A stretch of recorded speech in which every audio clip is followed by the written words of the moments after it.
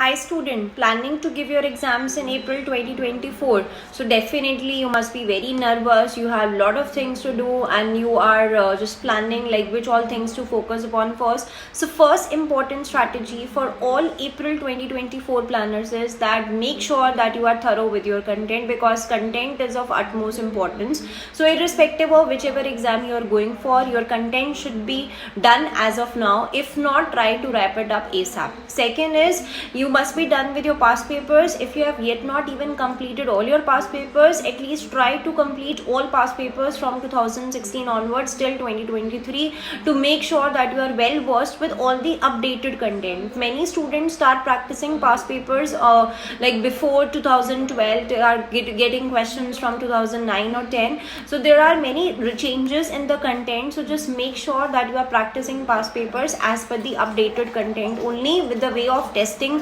questions like these are the questions are tested now and not in the old format.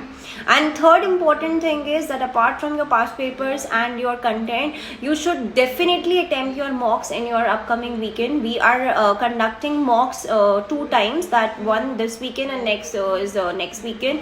So irrespective of whatever you have prepared, do make sure that you are appearing for your mocks. Thank you.